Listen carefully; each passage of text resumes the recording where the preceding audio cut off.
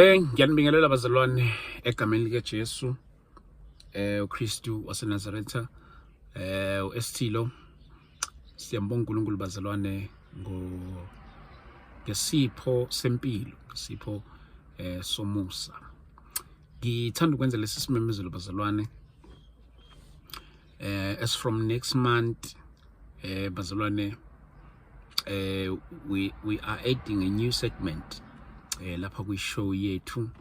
We'll be having izwi lenkosi. We'll be having izwi lenkosi every week, maybe Sunday njalo ngo-7 we'll be having izwi lenkosi la kwi-show. Every Sunday we'll be having izwi lenkosi, maybe ngo-7 kanje. We'll be having izwi lenkosi bazalwane lishunyelwa live. Kingdom expansion, kingdom advancement bazalwane. We are growing and kungayicrime enkulu uma ngingayeka ukubonga isupport yenu bazalwane nothando lwenu enisibonisa lona.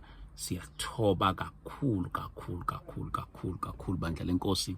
Siyambonga kakhulu uNkulunkulu ngani egameni likaJesu.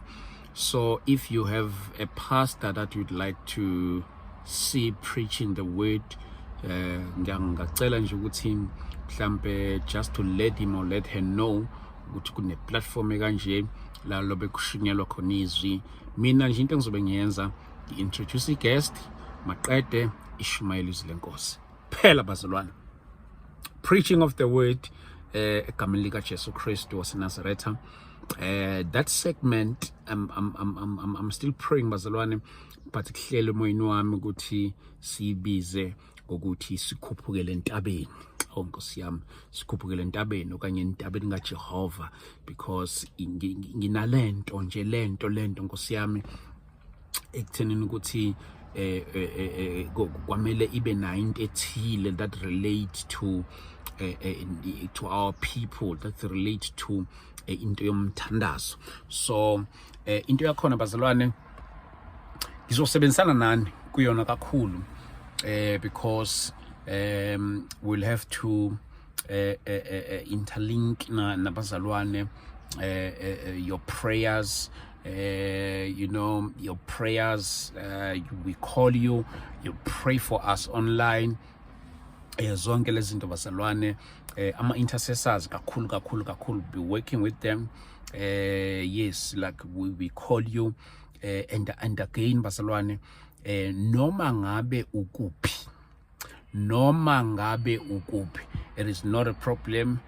We can even send you a link yokuthi ukwazi ukujoina and be part of ukushunyela kwezwi likaNkulunkulu. Ngabe une devotion ethile okanye unomthandazo ongafisa ukusenzela wona, sizobe sidlala imthandazo live bazalwane okanye sikufonele live and you pray for our people or live.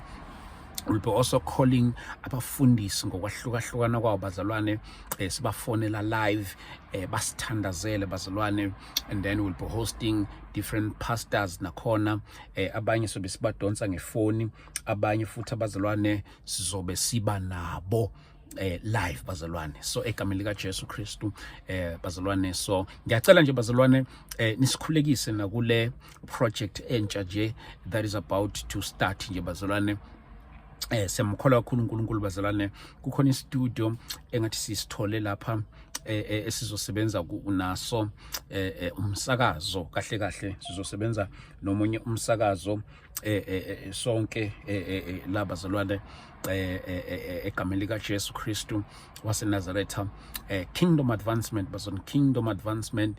Siyamkholwa uNkulunkulu ngalokho azokwenza. So something great is about to happen.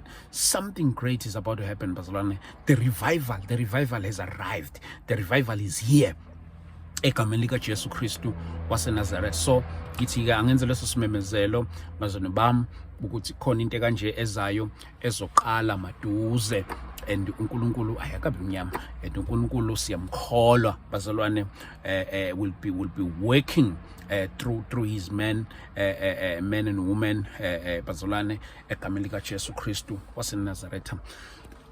So ikanjalo nje, if you have maybe your pastor angayijabulela this initiative, ungamtshela ngathi maqeda usiphe nezinamba zakhe sikwazi ukuthi sim invite eze kwi-show azoshumayela izwi lenkosi, ashumayeza abazalwane, ashumayeza umzimba kaKristu.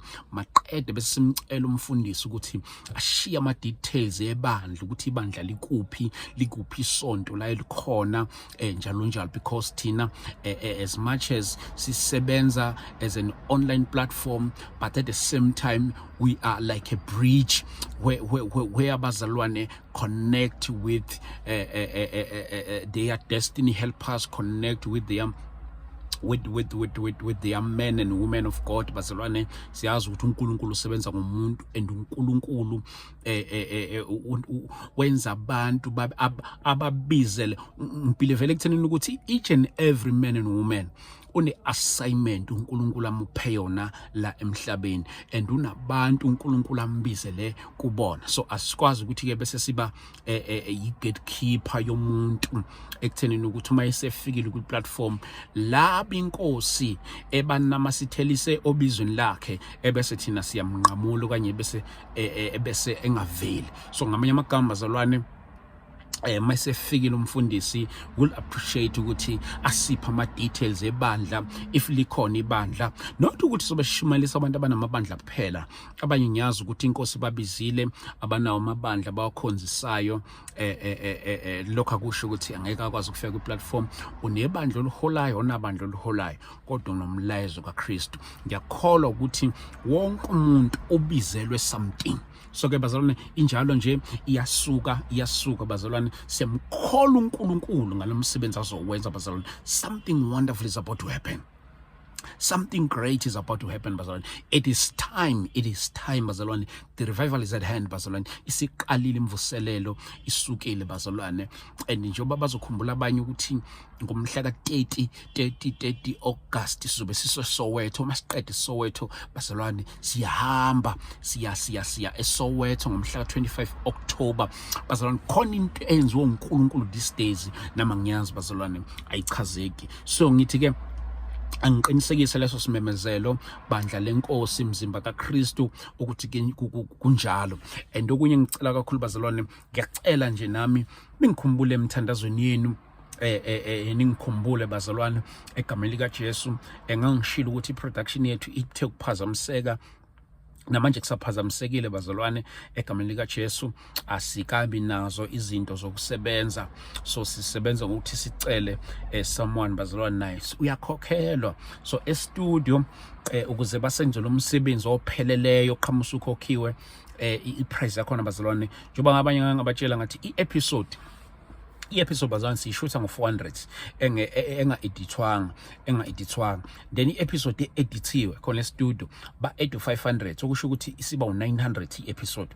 So yamajina kulabo abantu bonke abangake sayisibashuthela, uyabona ukuthi how much we spend. So kuya kube ngcono, kube kungcono ngisane laptop mangishuthi i-episode enga-edithwanga, ngoba bengisuke ngishutha anga-edithwanga bese ngizenzela. So wonke lo msebenzi uyawubona ngisuke ngize-edithele mina. So ngifelwe i-laptop, I can't do anything, but ukhona umfowethu osempumalanga osangisiza eku-editheni. Yena ungicele ukuthi angi-edithele ngo200, so I pay him 200 per episode. I pay him 200 per episode bazalwane egameni lika Jesu Kristu. I think kuba ngconyanyana ngoba e-studio ngishuta ngo400 plus his 200, ebeseke asithumelela. That is why mawuthi uyachecka imisebenzi yethu eyakamuva manje ayifani nemisebenzi yethu yeinsuku ezidlulele. Kunomehluko, ungabona nawe ukuthi izandla ayifani. So sisana lo challenge ke bazalwane okwamanje, but siyamkholwa uNkulunkulu ukuthi uzosisiza ngokusipha i-equipment. Into engiyidinga kakhulu more than anything else bazalwane for now i-laptop, because i-laptop yenza kube lula ekuthenini ukuthi ngikwazi ukumobilize nayo makhona la kumele ngiyekhona ukuze umsebenzi ungami. Mhlawumbe unayo i-laptop nje onayo inkosi engakuthinta ithi mhlawumbe nje hey ST ngipha address yakho lapho khona i-laptop engizokuthumelela yona. Yes bazalwane. So our preference kahle kahle kulomsebenzi lo kulento yoku-editha kuye kubiyiwa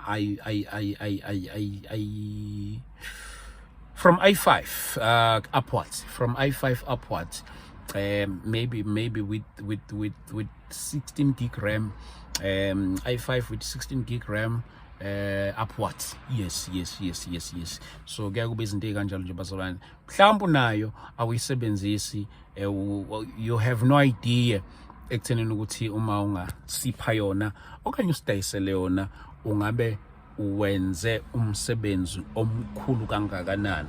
Njoba nje kuthuleke kangaka, ziningi izinto ezimile, baningi abantu emele bakhululwe. So masingathola yena bazalwane umsebenzi uzoqhubeka ngendlela emangalisayo, and siyamkhola uNkulunkulu ukuthi uzosiza bazalwane sizoyithola le laptop esiyifunayo, maybe i7 upwards futhi nje bazalwane, but ke anything njengoba ngishilo ukuthi minimum from i5 bazalwane. Singathokoza kakhulu inkosi ayinthinta bazalwane, ayinthinta inkosi egameni lika Jesu Kristu, sikwazi ukuthi siyithole and then bese ke senza lo msebenzi bazalwane. Sekunjalo njengoba sengishilo nje umsebenzi uzoedeka uzoba mningi kakhulu, and we have another segment that we are about to add.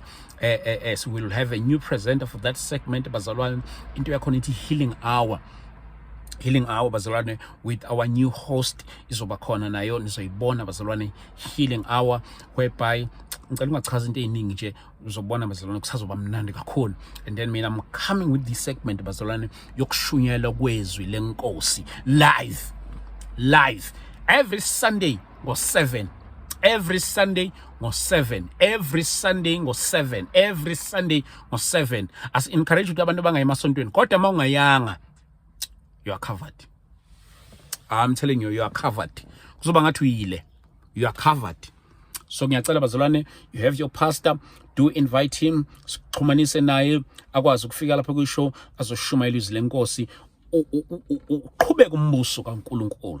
Yima wena enkosini ST, mhlawumbe unayo yafisa ukusipha okanye unayo i-laptop ongakhona ukuthi silekeleleke ngayo ukuze umsebenzi wethu uqhubeke. 0788 417 844 ngitholakala kuleyo number leyo. God bless you.